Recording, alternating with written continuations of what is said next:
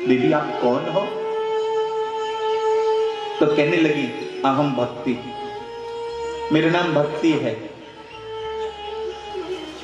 कि उत्पन्ना द्रविणे साहम वृद्धि कर्नाटके गता कुचिन्न कुचिन्न महाराष्ट्र गुर्जरे गिणता गता। मैं दक्षिण में उत्पन्न भई। सुनो, उत्पन्ना द्रविणी साहम, द्रविण कहते हैं दक्षिण को, भक्ति देवी दक्षिण में प्रकट भई, और द्रविण कहते हैं हृदय को।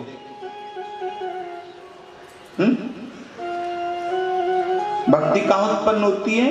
हृदय में। हमारे अंदर भी हृदय में भक्ति देवी प्रकट होती है। आज हमारे हृदय में भाव उत्पन्न हुआ कि कथा सुन के हमें, तभी तो आप लोग बैठे हुए। उत्पन्ना द्रविणी साहम वृद्धि कर्नाटके गता। कान को कर्नाटक कहा गया है। कुचिन्न कुचिन्न महाराष्ट्र, महाराष्ट्र में जब गई, महाराष्ट्र मन को भी कहा गया। मन में आई कथा सुने, गोपाल मंदिर बनो, बहुत सुंदर, और भी बहुत सारी व्यवस्थाएं होनी है, कुछ दान दे दूं, अभी नहीं थोड़े दिन बाद दूंगी। कुचिन्न कुचिन्न महाराष्ट्र गुर्जरे जीर्णताम गता। अगर गुजरात में जब गई, गुजर गई बात, तो जीर्ण चीर्ण यानी बुढ़ापे को प्राप्त हो गई। मैं वहां पे चीड़ छीण हो गई। जैसी वृंदावन में आई पुनः जवान हो गई। बोलो वृंदावन बिहारी लाल की। अब वृंदावन वाले आपके सामने आ गए तो वृंदावन में आ गए, पुनः भक्ति देवी जवान हो जानी चाहिए। हाँ, एक जवानी आई थी 5-6 साल पहले, जब आप सबके मन में भक्ति की रूपी जवानी मन में आया कि यहाँ पर गोपाल मंदिर बनाएंगे, भव्य गोपाल मंदिर है? और अब पुनः वही आप सबका मन को मैं पढ़ रहा हूँ, आपके मस्तिष्क की ऊर्जा को पढ़ रहा हूँ। पुनः ठाकुर जी को बुलाया, वृंदावन वाले ठाकुर जी बैठे हैं आपके समक्ष, तो पुनः भक्ति जवान हो गई है। वृंदावन में जाने पर भक्ति जवान क्यों होती है मालूम है आपको? जोर से बोलो।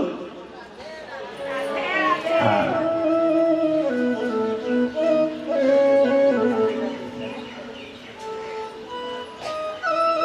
ब्रजवासी भगवान पर आंख बंद करके विश्वास करते थे। वो उनकी भक्ति थी। अघासुर के पेट में चले गए, अपने आप घुस गए अजगर के पेट में। विश्वास था कान्हा हमारे साथ है। तो कैसे करेगा ये हम उनको नहीं पता था। कान्हा हमारे साथ है, वो ज्ञान नहीं था उनके पास, कैसे करेगा, बचा लेगा, सर्वोच्च सत्ता हमारे साथ है, ये विश्वास था, ये उनकी भक्ति थी, यही भगवान की शक्ति थी। इसलिए वृंदावन में भक्ति सदैव जवान रहती है। वृंदावन में आने के बाद भक्ति जवान हो गई और ज्ञान वैराग्य वृद्ध हो गए। अचेत अवस्था में बेहोश होकर गिर पड़े। अब वो कह रही बेटा उठो, बेटा उठो। महाराज कुछ करो ना, इनको चेतावस्था में लाओ। नारद जी कहते हैं बस ये लोग चुटकी बजाऊं आप भी जवान हो जाएंगे। सुनो, वेद वेदांत घोचेव गीता पाठे प्रबोधितम। वेद वेदांतों का घोच किया, गीता पाठ पढ़े। जब तक वेद मंत्र पढ़ते हैं तब तक तो वो अचेत अवस्था में आते हैं, उसके बाद अचेत होकर के गिर पड़ते हैं। राधे राधे। हाँ, पुनः अचेत होकर गिर पड़े। राधे राधे।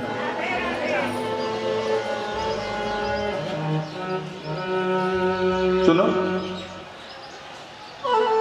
भक्ति देवी नारद जी की तरफ देखने लगी। अभी तो लंबी लंबी बातें फेंक रहे थे, अब क्या हुआ?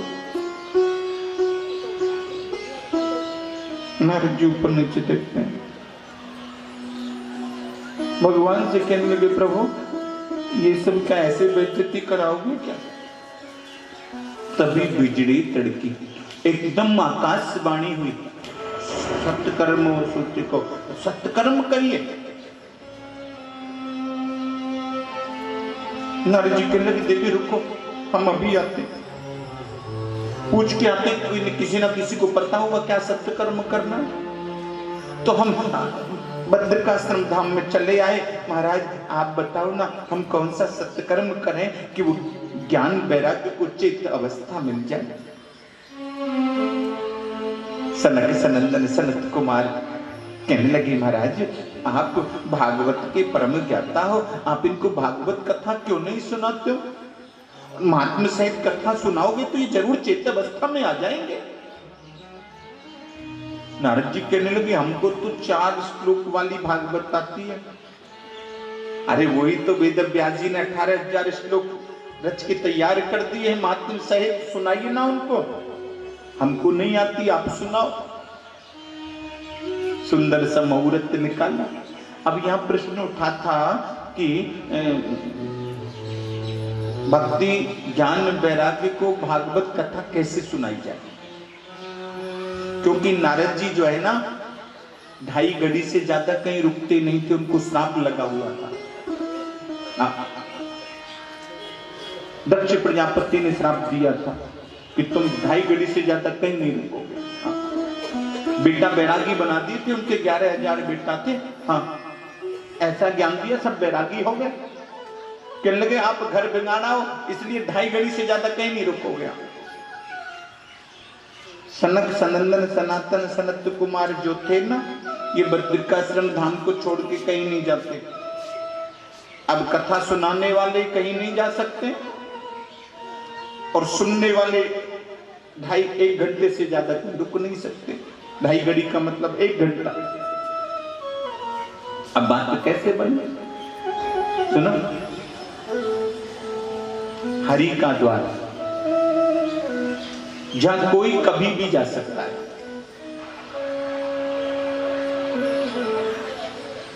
जहां पर कोई आशीर्वाद या श्राप नहीं लगता है, सारी मर्यादाएं टूट जाती है हरिद्वार में।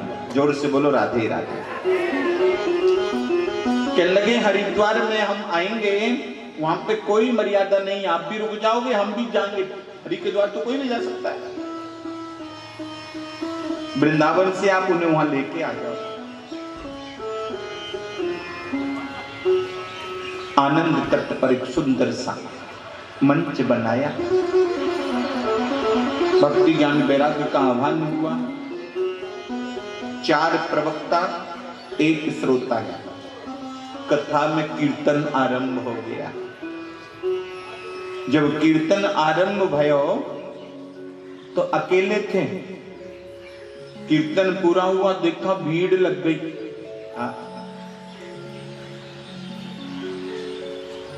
सुनो,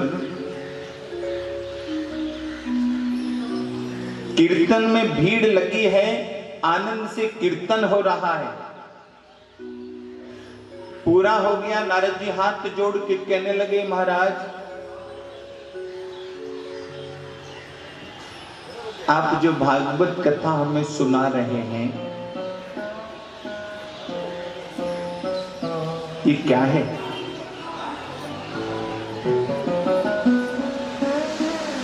क्या करने वाली है, क्या देने वाली है, कैसे सुनी जाती है, बताओ ना।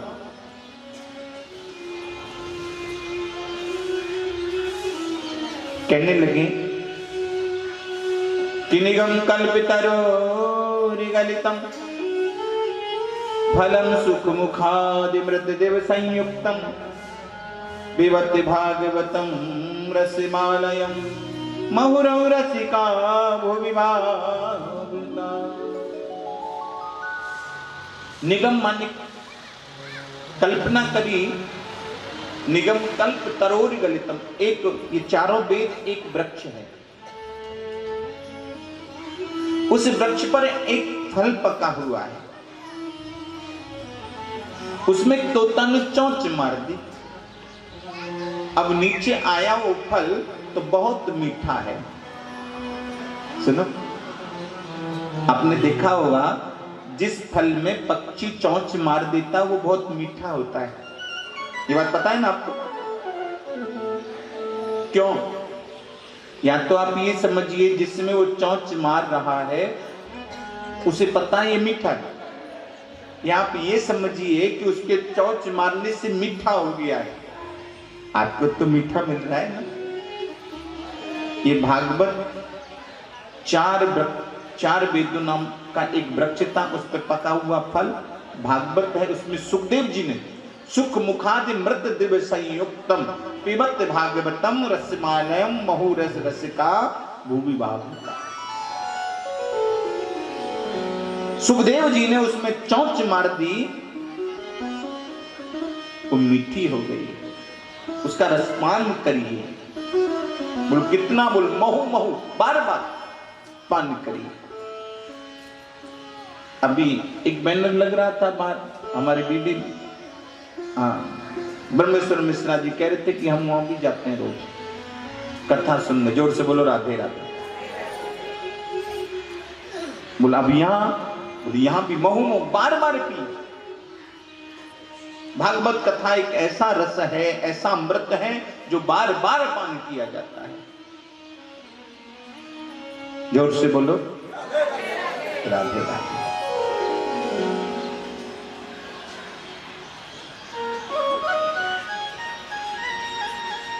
अब नारद जी कहते हैं कि क्या देने वाली कथा है। सनक सनंदन सनत कुमार कहने लगे, जीवन भर कोई व्यक्ति छल कपट दम पाखंडता का जीवन जीता रहा, अंत में भागवत कथा सुनने परम पद को प्राप्त हो जाता है। यहां तक कह दिया कि जीवन भर छल कपट दम पाखंडता से जीवन जीते जीते मृत्यु हो गई। मृत्यु के बाद में भी कथा सुनने तो परम पद को प्राप्त हो जाता है। महाराज मृत्यु के बाद भी कथा सुनी जाती है? बोला हाँ। किसने सुनी? दुंदकारी ने। ये कौन है? कहने लगे कि आत्मदेव नाम के ब्राह्मण देवता थे। हाँ, ये ब्राह्मण देवता बड़े कर्मकांडी थे। यथा नाम तथा गुण, आत्मा में देवता है ऐसा भाव है।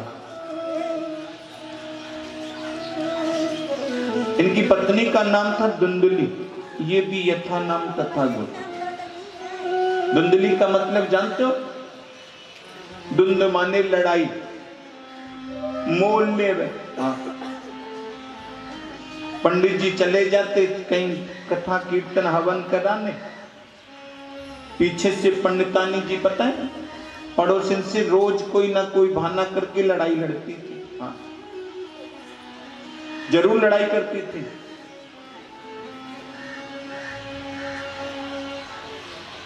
अब लड़ाई करने का कुछ बहाना नहीं मिलता तो पता क्या करती? अपने घर का कूड़ा लेती, पड़ोसी के घर के आगे डाल देती। हाँ,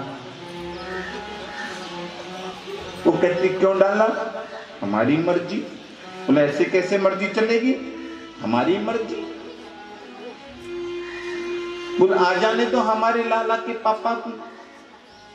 बोले पापा तो बाद में है या अभी आ? जोर से बोलो राधे राधे। एक बार हाथ उठा के बोलो।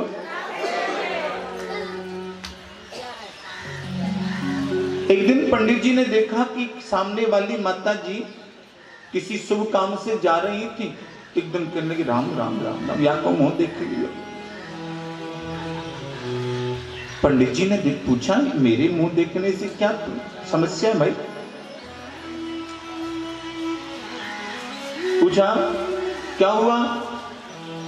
तो एक सज्जन ने कह दिया महाराज आपकी कोई संतान नहीं है, इसलिए ये आप किसी शुभ काम से जा रही थी, सोचा इसका मुख देख लिया। अब पंडित जी कहने लगे हे राम हमारी संतान नहीं हुई है, बहुत दिन हो गए इस विवाह को, और हम भगवान की इतनी सेवा करते हैं, फिर भी भगवान ने हमें संतान नहीं दी। हम भगवान से आज संतान प्राप्त करेंगे। और एक सरोवर के तट पे जाके बैठे गए, रोने लगे। तभी वहां एक महात्मा जी आ गए। पूछा, ब्राह्मण देवता आप क्यों रो रहे हो? संत ने देखा कि महात्मा जी हमसे पूछ रहे हैं, एकदम प्रमुदित हो गए, दंडवत प्रणाम करने लगे। महाराज, हम जिसके लिए रो रहे थे उस समस्या का समाधान हो जाएगा, क्योंकि हम जानते हैं संत समागम हरि कथा। संत समागम हरि कथा, तुलसी दुर्लभ दोय, शुद्ध दारा और लक्ष्मी पापी के भी होय। संत का समागम हरि की कथा दुनिया में अगर दुर्लभ है तो दो ही है, बाकी शुद्ध माने बेटा, दारा माने पत्नी, लक्ष्मी माने धन, पापी के घर भी मिल जाएगा। नहीं मिलता तो संत का समागम हरि की कथा, ये हर किसी के भाग्य में नहीं।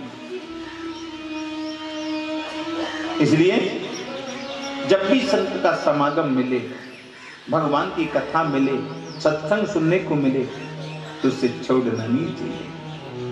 ये हमारे भाग्योदय होते हैं तब भी हो पाता है।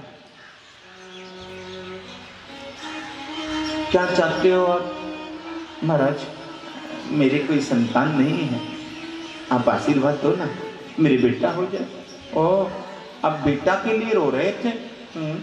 क्यों? संतान नहीं है? संतान नहीं है तो रो रहे हो। अरे जिस पूत की कामना से आप इतना रो रहे हो, वो पूत कपूत निकला तो फिर कैसे करोगे? जीवन भर रोना पड़ेगा। अभी तो कभी कभी रोते हो।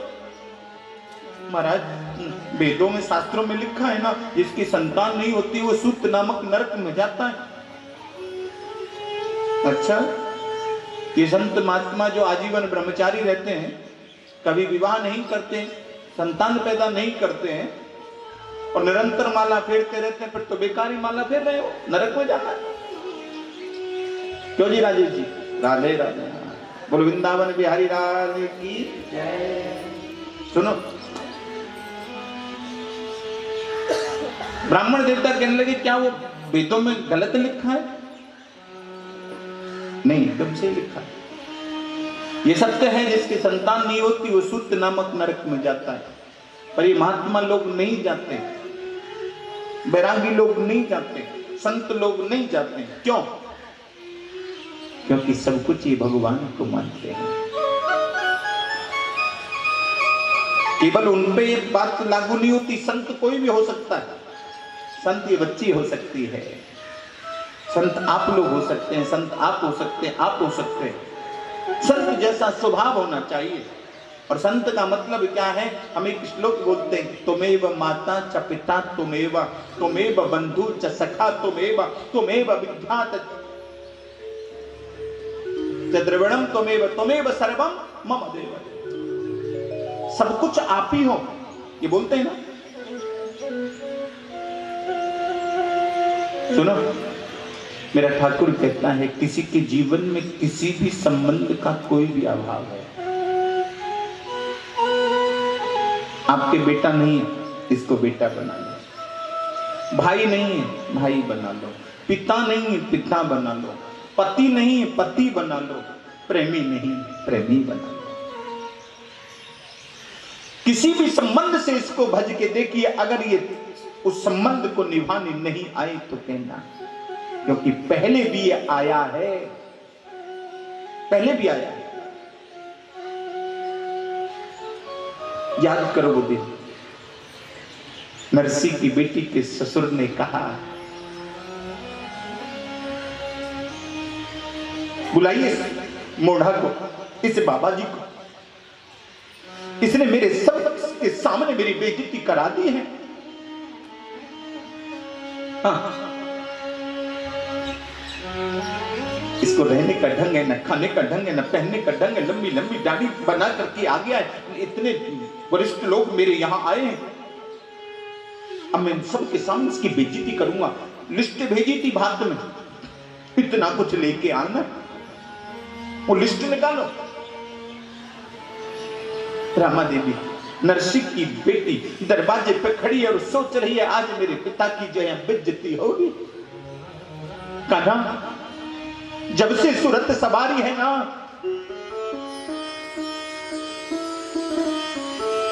तब से आज तक भगवान ने आपको सब कुछ माना है।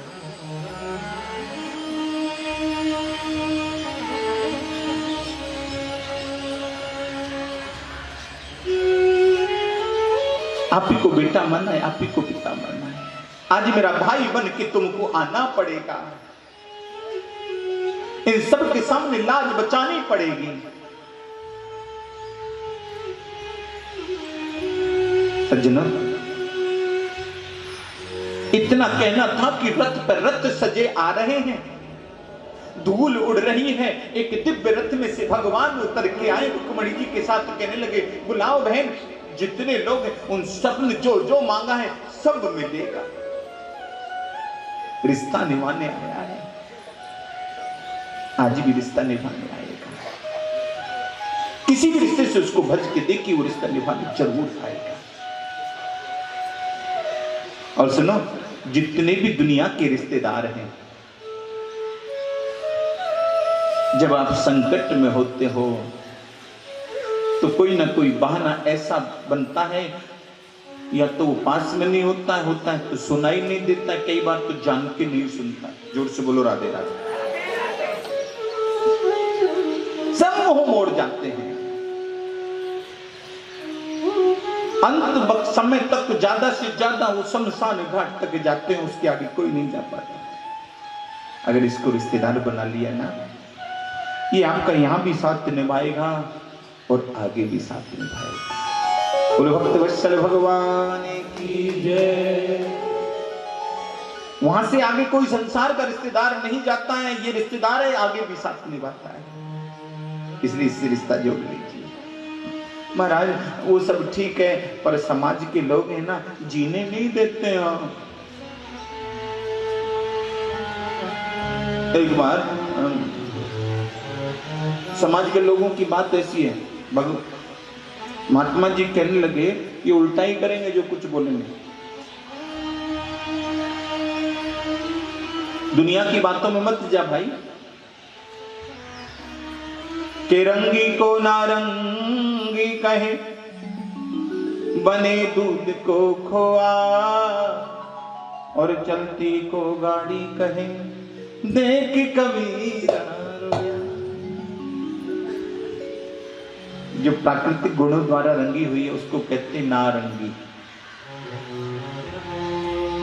नारियल को नारंगी। बने दूध को खोआ, दूध बन करके तैयार हो गया उसको कहते खोआ, खो दिया। चलती को गाड़ी कहें, जो चल रही है उसको कहते गाड़ी। जब गाड़ी दी तो फिर चल क्यों रही है, देख कबीरा रोया। एक बार भगवान भोलेनाथ मां पार्वती जी के साथ में भ्रमण करने आ गए। नंदी साथ में था, दोनों पैदल चल रहे थे।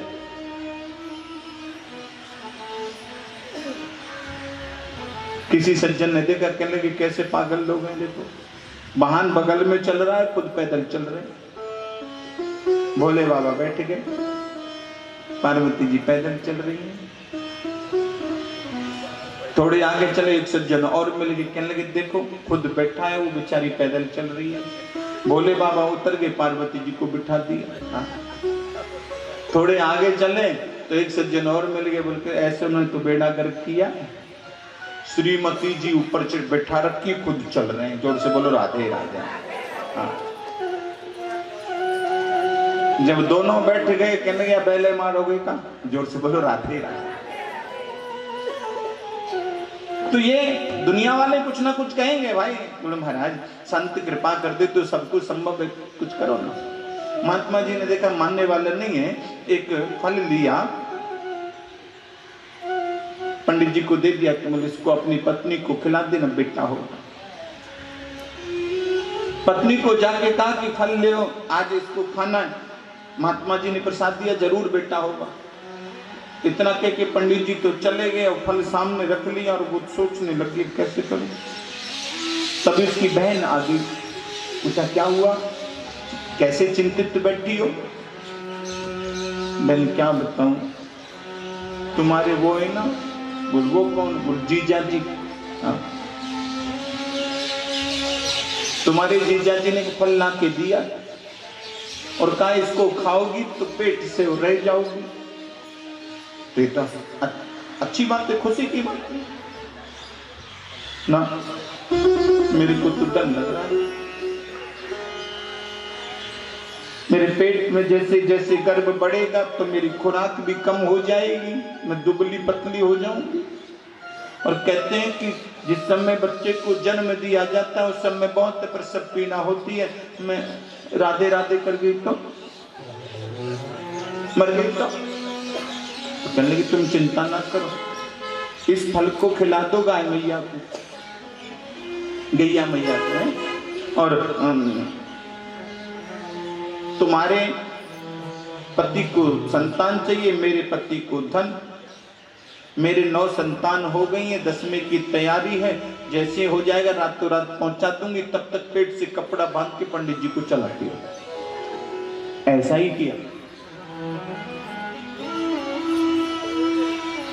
9 महीने के बाद में बहन ने बेटे को जन्म दिया, रातों रात पहुंचा दिया, थाली बजा दी, बधाई हो बेटा भयो। इतने में किसी ने बताया जो गाय को फल खिलाया था उसने भी एक बालक को जन्म दिया, केवल कान उसके गौ जैसे। अब तो पंडित जी बड़े प्रसन्न भये, एक साथ में 2 खुशी। सोचा हम इनका नाम रखेंगे। तो नाम जब धरने का नंबर आया तो सोचा हमारा नाम आत्मदेव है, इनका नाम आत्मराम रखेंगे। तो धुंधली कहने लगी जन्म हमने, तुम अपनों से नाम रखोगे, हम तो अपनों से रखेंगे। नाम रख दिया धुंधकारी, उनका नाम धुंधली था, धुंधकारी नाम रख दिया। अब यथा नाम तथा गुण। सुनो, हम बच्चों का नाम रखते हैं बड़े प्यार से, नया सा नाम धर दो, नया नाम रख दिया। अब उस नाम का अर्थ गलत निकल रहा। कई माताएं नाम रख देती हैं टोनी, टीटू, सिट्टू, अभी कुत्तों के नाम होते हैं। अब एक बूढ़ी बुजुर्ग माता जी मेरे पास आई, कह लगी महाराज जी मेरा बड़ा वाला बेटा बड़ा कुत्ता है। बोले क्यों? दिखाने नहीं लेके जाता मुझे हॉस्पिटल, कोई काम नहीं करता, कोई सेवा नहीं करता है। माता जी क्या नाम है? टॉमी।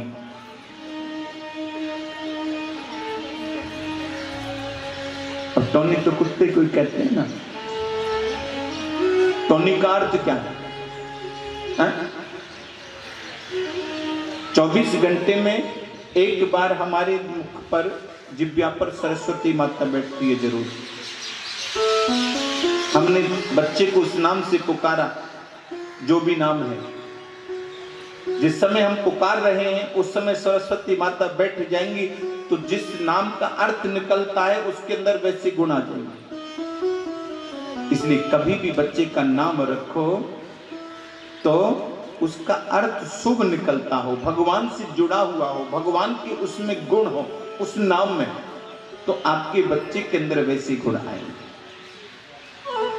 इसलिए कभी भी चैक निकाल लेते हैं चिढ़ाने के लिए ना। जिस समय आप उस बच्चे को चिढ़ा रहे हो, प्यार से बोल, अरे कुछ नहीं होता, प्यार से तो बोल रहे हैं। अरे प्यार से बोलते बोलते आपने जो गुण बोले, जो नाम बोला, उसके अनुसार गुण आ जाएंगे। वो देवी संयोग बन गया तो। इसलिए कभी भी बच्चों को ऐसे मत पुकारिए, अच्छे नाम से पुकारिए। दूसरा भी नाम देना है तो अच्छा नाम दीजिए, जिससे भगवान का भजन भी हो जाए, कर्म भी हो जाए, धर्म भी हो जाए। जोर से बोलो।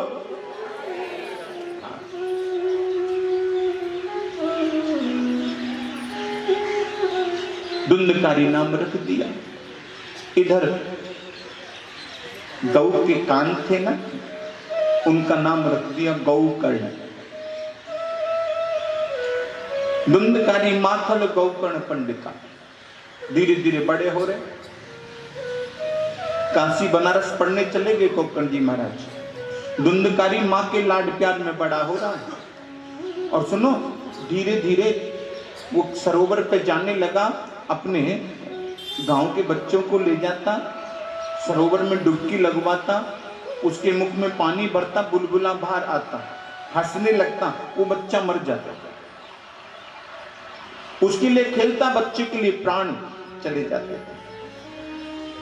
ये बात जब पंडित जी को पता चली, उसको डांटने लगा, अरे तू क्या कर रहा है, बाल हत्याएं कर रहा है, ले चुप, मेरे काम में बाधा मत डालना, नहीं तो अच्छा नहीं होगा। तो पंडित जी रोने लगे, मेरा बेटा मुझे डांटता है, मुझे मारने को भागता है। सुबह से लेकर शाम तक रोते रहे। शाम को गोकर्ण जी महाराज काशी से पढ़ के आए थे। सोचा एक बार अपनी जन्मस्थली पे होके आऊं। पंडित जी को रोते देखा तो कहने लगे, पिताजी काहे रोते हो? बेटा, मेरा बेटा मुझे मारने को दौड़ता है, मेरा अपमान करता है। मैंने उसको समझाया, वो बाल हत्याएं कर रहा है, पर वो नहीं माना, उल्टा मुझे मारने को आया। मुझे बहुत ग्लानि हो रही है। पिताजी, आप दूसरी गलती कर रहे हो। मतलब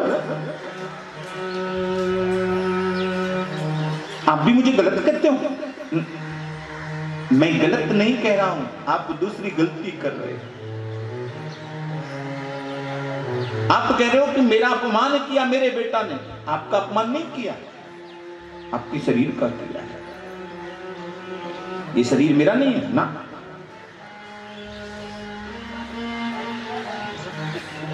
कहीं भ्रमण करने के लिए जाएं, किसी तीर्थ पर जाएं, घूमने जाएं, हमने कोई होटल में कमरा लिया, धर्मशाला में कमरा लिया, उसमें किराया सुनिश्चित हुआ, जब तक किराया देते हैं तब तक रहते हैं ना, बाद में खाली करना पड़ता है। वैसे ये शरीर मिला है हमको, इसमें हमने भगवान से कहा था ये शरीर हमको दे दीजिए, इसमें इतनी श्वास दे दो कि हम जो है भगवान का भजन कर सके, भगवान को प्राप्त कर सके। अब इसमें जो है एक दिन खाली करना है, तो ये शरीर तुम्हारा हुआ ना। मान हो रहा है इस शरीर का, हो रहा है अपमान हो रहा है इस शरीर का, हो रहा है गाली दी है शरीर को दी। हाँ, पिताजी की समझ में नहीं आया। पिताजी, जैसे हमने जन्म लिया है ना, गली का जो कुत्ता होता है ना, वैसे ही जन्म लेता है। नाली का जो कीड़ा है ना, वो भी वैसे ही जन्म लेता है। शुक्र भी वैसे ही जन्म लेता है, हाथी भी वैसे ही जन्म लेता है, चींटी भी। ऐसे जन्म लेने वाली योनियां 84 लाख हैं। इनमें मानव योनि भी एक योनि है, जिसमें आपने और मैंने जन्म लिया। इनमें और हम में, गली के कुत्ते में, नाली के कीड़े में और हम लोगों में ज्यादा अंतर नहीं है। उनकी भी जन्म लेने की पद्धति वैसी है जैसे हमारी है। उनका काम है पेट को भरना, वंश को बढ़ाना, हम भी वही काम करते हैं। अंतर है तो इतना है कि मानव के पास एक वस्तु है जिसका नाम है विवेक। 24 तत्वों से मानव शरीर की संरचना हुई, इसमें एक तत्व है विवेक। उससे वो जान सकता है बुरा क्या है, भला क्या है, पाप क्या है, पुण्य क्या है। नाली का कीड़ा नहीं जानता। इसलिए लिखा है कि दुर्लभो मनुष्य देहि देहि नाम क्षण भंगुरा तत्रापि दुर्लभम मन्ये वैकुंठ प्रियदर्शनम। मनुष्य की देह बड़ी दुर्लभ है, अगर ये मिल गई तो वैकुंठ के दर्शन करा देगी, वैकुंठ के वासी के दर्शन करा देगी। इतनी इसमें क्षमता है। तो आप इसमें रह करके भगवान का भजन करिए। लिखा है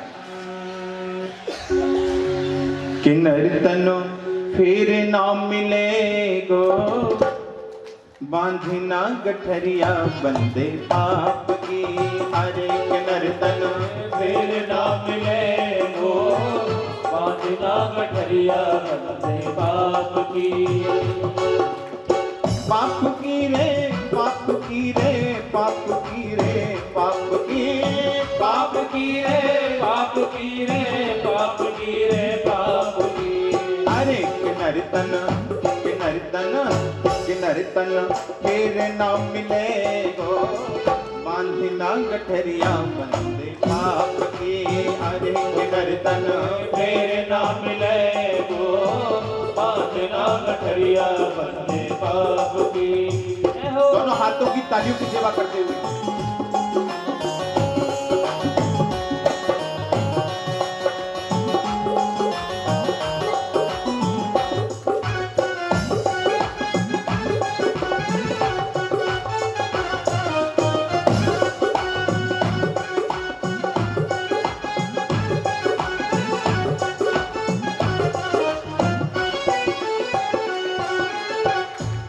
समझ में आ रहा है आप लोगों को? तो गाइए, साथ में गाओ भी। बड़ी मुश्किल से नर्तन पायो, तक तक है 84। बड़ी मुश्किल से नर्तन पायो, तक है 84। बड़ी मुश्किल से नर्तन पायो, तक तक है 84। बड़ी मुश्किल से नर्तन पायो, तक है 84। 84 लाख योनियां सामने थी, भोगा या भोगेंगे वो बात का विषय, पहला विषय है, परंतु बड़ी मुश्किल से मिला ये नर्तन। हरि अब कहता चूक जाए बंदे, अब कहना हो छूट जाए बंदे, मेरे लगे कलमा अब कहना हो छूट जाए बंदे, अब कहना हो छूट जाए बंदे, मेरे लगे कलमा से डंडा। जय हो। अब के अगर दाव चूक गए तो गले में फांसी डाल के यम के दूत ले जाएंगे। कि डंडा पीठ पे पड़े, बांधना गठरिया बंदे पाप की। अरे किन्नर तन फिर ना मिलेगो, बांधना गठरिया बंदे पाप की। पाप की रे पाप की रे पाप की रे पाप की, पाप की रे पाप की रे पाप की रे पाप की। अरे किन्नर तन फिर ना मिलेगो, बांधना गठरिया बंदे पाप की। अरे किन्नर तन फिर ना मिलेगो, बांधना गठरिया बंदे पाप की।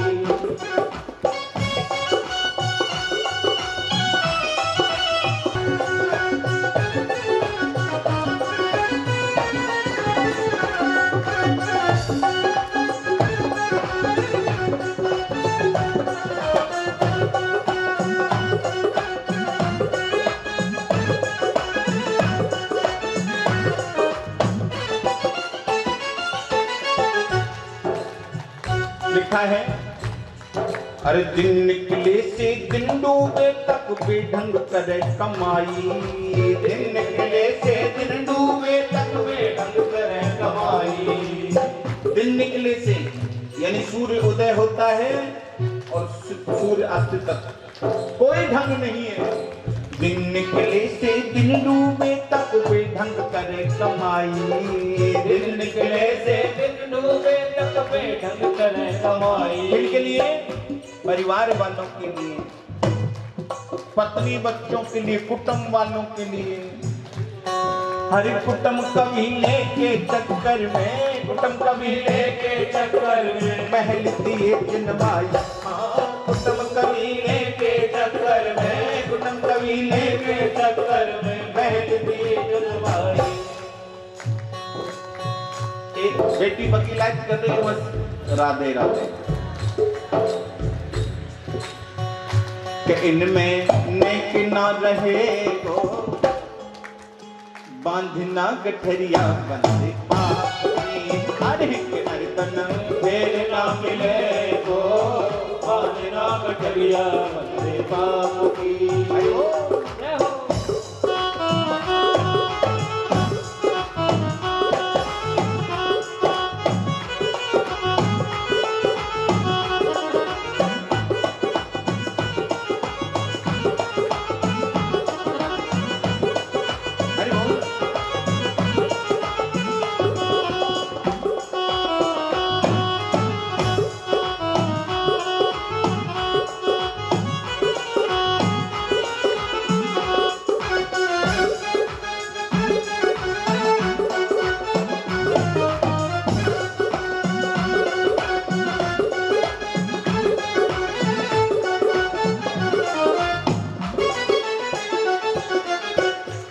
समझ में आती बात। जा दिन से या जग में आयो खूब मचायो दंगा, जा दिन से या जग में आयो खूब मचायो दंगा। हर जा दिन से या जग में आयो खूब मचायो दंगा, जा दिन से या जग में आयो खूब मचायो दंगा। किसके लिए धन चाहिए? किसके लिए धन चाहिए? परिवार के लिए, कुटुंब के लिए।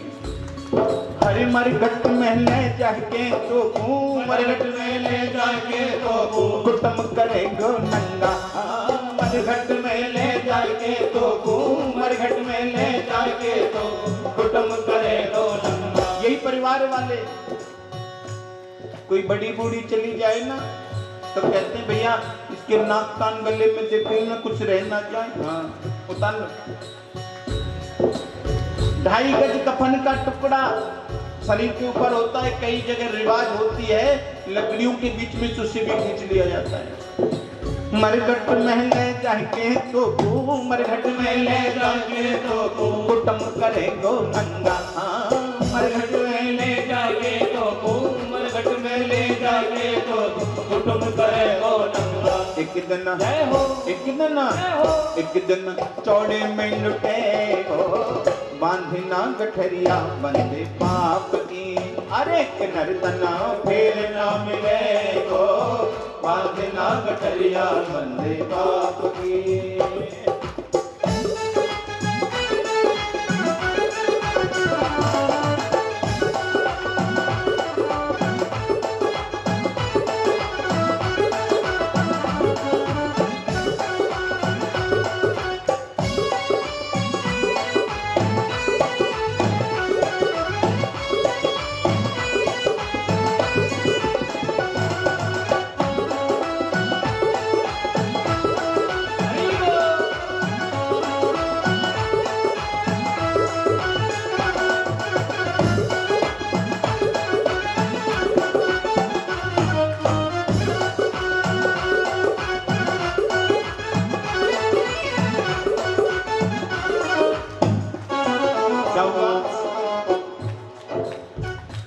पीछे से परिवार वाले क्या करते हैं?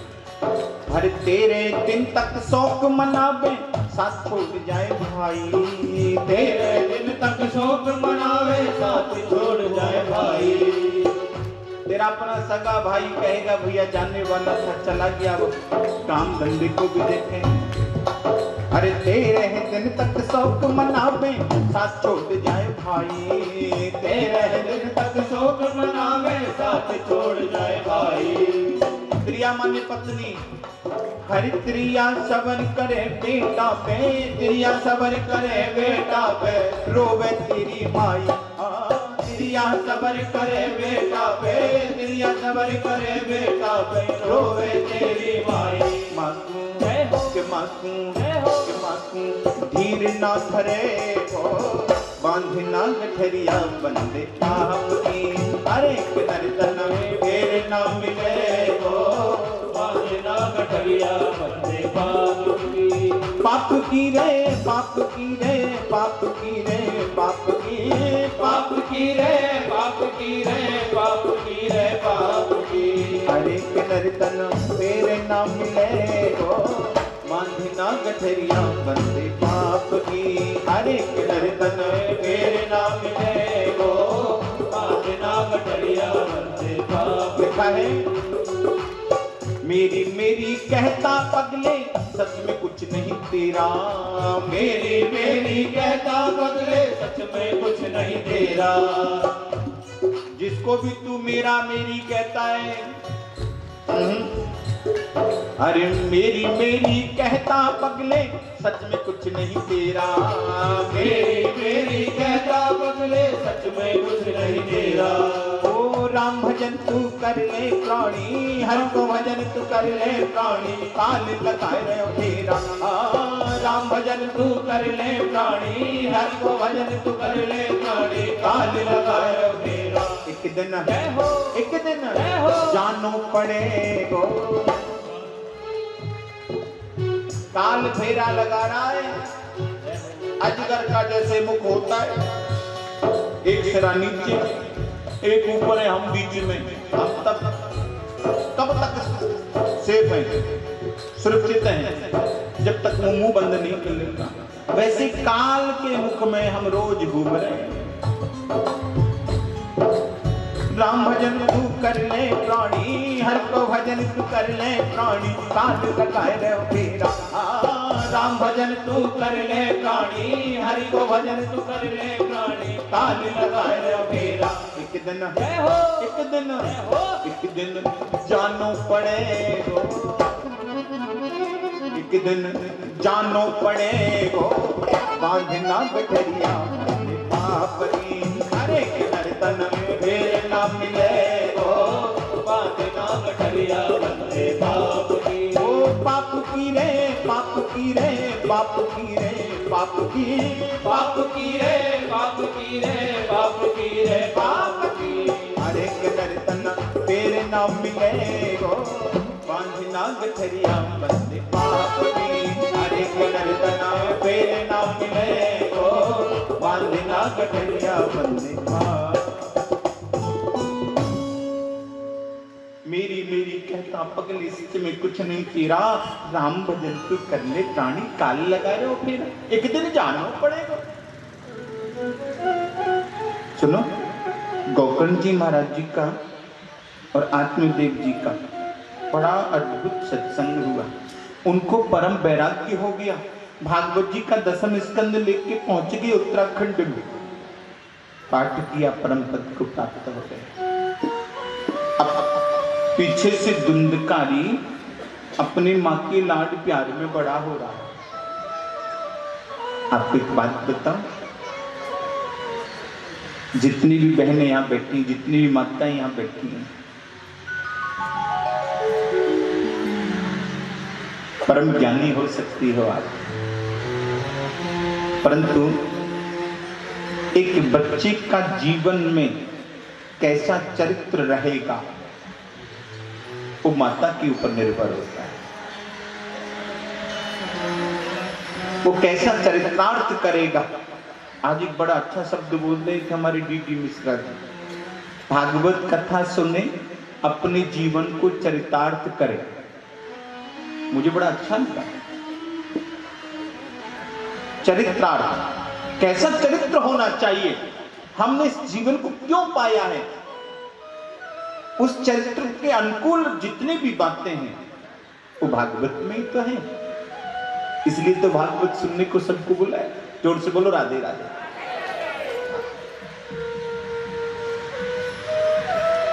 मां अपने बच्चे के जीवन का चरितार्थ करती है। पिता का इतना सहयोग नहीं रहता इस बात में, क्यों, वो तो उद्यम करके जो है नेक कमाई करके धन इकट्ठा करने जाते हैं ना, अर्थ की व्यवस्था में लगे रहते हैं। इसलिए बच्चे का जीवन राक्षस जैसा रहेगा, देवता जैसा रहेगा, चरित्र कैसा रहेगा जीवन में, वो माता के ऊपर ज्यादा निर्भर है। कई बच्चे होते हैं थोड़ा बचपन में शरारत करते हैं, किसी भी माँ बाप को अच्छा लगता है, परंतु धीरे धीरे वो दंडता में भी बदल जाता है। परिणाम ये होता है, सोचते हैं कि जब बड़ा हो जाएगा तब ठीक हो जाएगा। किसी माँ ने कहा, सुनो, गोपाल जी हैं, कल हम एयरपोर्ट पे आ रहे थे तो बंगाल के कुछ लोग अपने बच्चों को ले लेके ठाकुर जी को प्रणाम करा रहे थे। अरे देखो गोपाल, अरे गोपाल, अरे गोपाल, मुझे बहुत अच्छा लग रहा था। अपने बच्चों जय जय करो, कई बच्चों के नाम नहीं, बेटा जय जय भगवान है।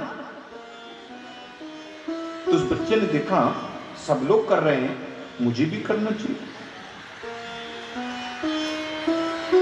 बूढ़ी माँ ने झुक करके गोपाल जी को प्रणाम किया। उस बच्चे ने भी फिर ऐसे नहीं झुक के प्रणाम किया, जो पहले भाग रहा था सबने किया तो वो भी करने लगा। वैसे ये गुड़िया बार बार कहती, माँ कह रही है उनकी, बैठो सुनो, ऐसे धीरे धीरे। मैं कहता हूँ बच्चों को लेकर के आप सत्संग में आइए, परंतु ऐसे बैठा के कथा सुनाइए। कई बार कथा में आ जाते हैं पार्क में उधर जाके, पूरी पिक्चर उतर जाती है। जोर से बोलो राधे राधे। कथा में हमारा चरित्र कैसा होना चाहिए, चरित्रार्थ, हमारा जीवन कैसा होना चाहिए, हमारे बच्चों को संस्कार कैसे मिलेंगे। जो धीरे धीरे संस्कृति विलुप्त होती जा रही है, संस्कार विलुप्त होते जा रहे हैं, वो कथा में तो सुनाए जाते हैं। इसलिए जरूर धीरे धीरे उनके अंदर वो आएंगे, संस्कार जरूर सुनाना चाहिए। जोर से बोलो, एक बार हाथ उठा के बोलो, एक बार सिर को झुका के बोलो राधे राधे। बोलो वृंदावन बिहारी लाल की जय, बोलो भक्त वत्सल भगवान की जय, श्रीमद् भागवत महापुराण की जय। परंतु धुंधली देवी उनके सारे अवगुण छुपाती थी। एक दिन पैसा खत्म हो गया, कहने लगा माता जी पैसा तो है ही नहीं, झूठ बोलती हो, पैसा तो, अरे मैं बोल रही हूँ नहीं है, जितना था दे दिया, देती हो या माँ को मारने को दौड़ा। अब तो धुंधली को आत्मग्लानि भई, हे भगवान इस बच्चे के चलते मैंने जो है अपने पति को भी कुछ नहीं समझा, ना तो मैं पति की रही ना बेटे की, दौड़ के गई कुएं में जाके छलांग लगा दी और मृत्यु को प्राप्त हो गया। पीछे से अब निष्कंटक है, गलत संगत में पड़ गया, चोरी करने जाने लगा। राधे राधे, चोरी करके लाता है, राधे राधे। हाँ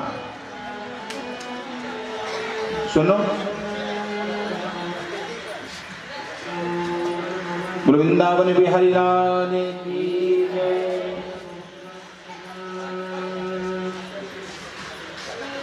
गलत संगत के कारण एक दिन गणिकाओं के यहां पहुंच गया। एक नहीं चार गणिकाओं में आसक्ति हो गई, घर में लाके पत्नी बना के रखने लगा। रात्रि में चोरी करने जाता है, बहुत सारा धन इकट्ठा कर लिया। एक दिन गणिका सोचने लगी ये रोज चोरी करने जाता है, एक न एक दिन तो पकड़ा जाए। ये पकड़ा गया, धन भी जाएगा, हो सकता हमें भी जाना पड़े। हाँ सुनो, रात्रि में जब चोरी करके वापस आया तो चारपाई पे उसको रस्सी से बांधने लगी गणिका। वो कहता है क्या कर रही हो? कुल खेल खेली। ददकते हुए अंगारे लाई उसके मुख में ठूंसने लगी, बिलख बिलख करके मृत्यु को प्राप्त हो गया। वहीं पे एक गड्ढा खोदा, उसमें उनको दफना दिया और धन लेकर के गणिका पार। बहुत दिन के बाद में एक दिन गोकर्ण जी को अपनी जन्मभूमि की याद आई। जन्मभूमि में जब आए तो दिन छुप चुका था, सूर्यास्त हो गया था। सोचा गांव वालों से सुबह मिलेंगे। घर के अंदर गए, वहां से एक चारपाई ला के आंगन में बिछा के सो गए। गर्मी के दिन थे। अब रात्रि में देख रहे हैं एक काला काला भयंकर विकराल रूप वाला एक व्यक्ति है। कभी वो सांड का रूप धारण करता, कभी हाथी का, कभी सूकर का, उनकी चारपाई के नीचे आ जाता है। गोकर्ण जी को डराने का प्रयास कर रहा है। गोकर्ण जी तो परम विद्वान थे ना, वो डरे नहीं। अपने हाथ पे जल रखा, मंत्र से अभिमंत्रित किया और उस पर छिड़क दिया। सामने देखा धुंधकारी खड़ा। गोकर्ण कहने लगे भैया आप इस योनि में, ये तो प्रेत के लक्षण है। हाँ अरे मुझे पता चला कि आपकी मृत्यु हो गई है, तो मैंने गया जी में जाकर के आपके लिए पिंडदान किया था। और कहते हैं जो गया जी में पिंडदान हो जाता है जिस पितृ का, वो पितृ तर जाते हैं। तो आपकी मुक्ति क्यों नहीं हुई? भैया आप एक बार क्या 1000 बार भी मेरे लिए पिंडदान करोगे तो भी नहीं करने वाला हूं। क्यों? बोले मैंने बाल हत्याएं की हैं। जो बाल हत्याएं करते हैं उनको गया जी में भी पिंडदान करने पर मुक्ति नहीं मिलती है। और मैंने अपने माँ बाप के दिल को दुखाया है, इसलिए मेरी मुक्ति सुनिश्चित नहीं है। अकारण जो माँ बाप के दिल को दुखाता है उसको मुक्ति नहीं मिलती। जोर से बोलो। मैं जो है पितृयोनि में तड़प रहा हूं, मुझे भूख लगती है कुछ खा नहीं पाता हूं, प्यास लगती है कुछ पी नहीं पाता हूं, भैया कुछ उपाय करो। धुंधकारी की बात सुनकर के गोकर्ण जी कहते हैं सुबह होने तो कुछ सोचते हैं। अब गोकर्ण जी सोचने लगे कि मैंने इस कुल में जन्म लिया है, जिस कुल में हमने जन्म लिया उस कुल में कोई पितृ योनि में भटक रहा है, उसकी मुक्ति का उपाय हम नहीं करें तो हमको भी पितृ योनि में भटकना पड़ता, ऐसा शास्त्रों में नियत है, लिखा हुआ। एक बार अपने जीवन में पितरों के निमित्त अनुष्ठान जरूर करना चाहिए, उनकी मुक्ति का उपाय जरूर करना चाहिए। अब गोकर्ण जी सुबह उठे, सोचने लगे क्या करूं, कौन सा अनुष्ठान करूं, कुछ ध्यान नहीं आ रहा। तभी देखा कि सूर्य देवता उदित हो रहे हैं। अरे ये तो दुनिया में सब कुछ होते हुए देखते हैं ना, ये तो साक्षी है। इतने बड़े विद्वान थे गोकर्ण जी महाराज। हाथ पे जल रखा, मंत्र से अभिमंत्रित किया और ऐसे पृथ्वी पर छोड़ा, सूर्य देवता प्रकट हो गए। मांगी महाराज, क्या मांगना चाहते हो, क्या आदेश है? कहने लगे आप तो दुनिया में सब कुछ होते हुए देखते हो, मेरा भाई पितृयोनि में भटक रहा है, उनकी मुक्ति का कोई उपाय बता दो ना। आप उनको भागवत कथा क्यों नहीं सुनाते हो? और आप तो भागवत के ज्ञाता हो, स्वयं भागवत हो। बस इतना कहना था। बोले महाराज मैं आपकी गति में रोधक बना, उसके लिए क्षमा प्रार्थी हूं, उन्हें आप अपनी गति को विराजमान हो जाए। अब गोकर्ण जी महाराज जी ने सुंदर सा मुहूर्त निकाला। और गांव के उस पार एक सुंदर सा बगीचा था, उस बगीचे में सुंदर सा मंचन किया और भागवत कहना प्रारंभ कर दिया।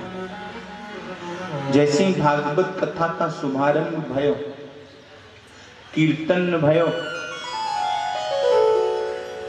कीर्तन पूरा हुआ, धुंधकारी गोकर्ण जी के सामने आके कहता है भैया मेरी समझ में कुछ नहीं आ रहा है। बोलो क्यों? क्या हुआ? क्योंकि वो पितृयोनि में था। गरुड़ पुराण में पितृयोनि का जो वर्णन आया वो अंगुष्ठ मात्र आया है, हवा का झोंका होता है। अब थोड़ी हवा तेज चले तो कभी उधर चले जाते, उधर से हवा इधर आई, इधर से इधर आई। अब कोई इधर से इधर, इधर से इधर बैठने में लगा रहे तो कथा समझ में आएगी क्या? नहीं। महाराज कछु कह तो रहे पर पतो ना कहा कह रहे। जोर से बोलो राधे राधे। इधर से सुने, इधर से निकल जाए। इसलिए श्रोता के मन में स्थिरता होना बहुत जरूरी है।